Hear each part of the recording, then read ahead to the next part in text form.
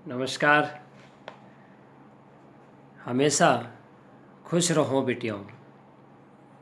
मैं JVN doctor S Bundela, professor, faculty of education and methodology,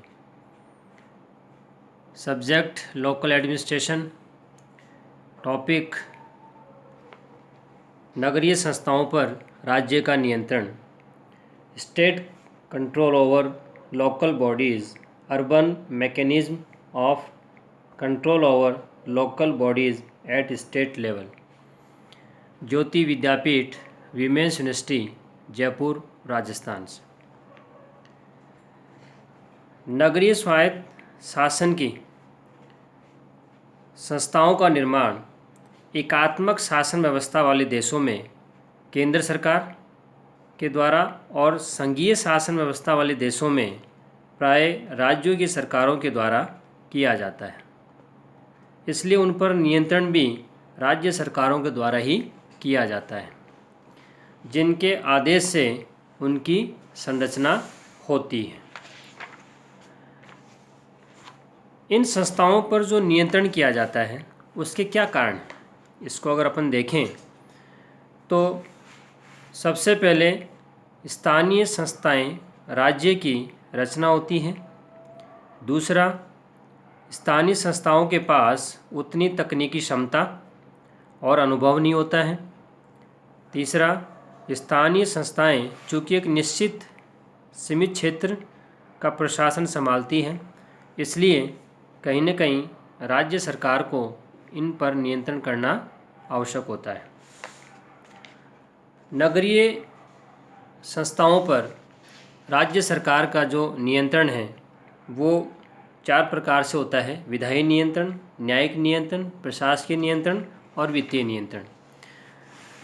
इनमें जो सबसे पहला जो है विधायी नियंत्रण, इसके अंतर्गत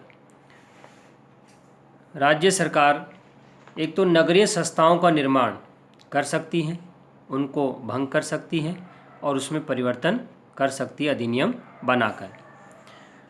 दूसरा, शक्तियों के प्रत्यायोजन के द्वारा, शक्तियों को डेलीगेट करके भी वो इन पर नियंत्रण कर सकती है।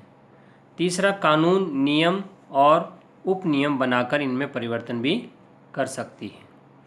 तो ये विधायी नियंत्रण जो कि राज्य विधानसभा के द्वारा किया जाता है। दूसरा, न्यायिक नियंत्रण जो कि न्यायालयों के द्वारा किया जाता है, जिसमें सबसे पहले इन संस्थाओं के द्वारा जो नियम कानून बनाए गए हैं उनकी व्याख्या की जा सकती है। दूसरा, शक्तियों के दुरुपयोग को रोका जाना। तीसरा, न्यायालयों के द्वारा इनसे संबंधित अपीलों की सुनवाई किए जाना। तीसरा जो प्रकार है नियंत्रण का, प्रशासकीय नियंत्रण, जो कि स्वायत्त शासन निदेशालय और जिलाधीश आदि के द्वारा नियंत्रित किया जाता है, जिसमें सबसे पहले उनके द्वारा इन संस्थाओं का निरीक्षण करना। दूसरा, स्थानीय क्षेत्र का निर्धारण करना। तीसरा, आपसी विवादों को निपटारा इनके द्वारा किया जाना। अगला, कार्मिक प्रशासन पर इनके द्वारा नियंत्रण किया जाना। और इसके अलावा समय समय पर प्रतिवेदन व सूचनाएं इनसे जिलाधीश और निदेशालय के द्वारा मांगा जाना।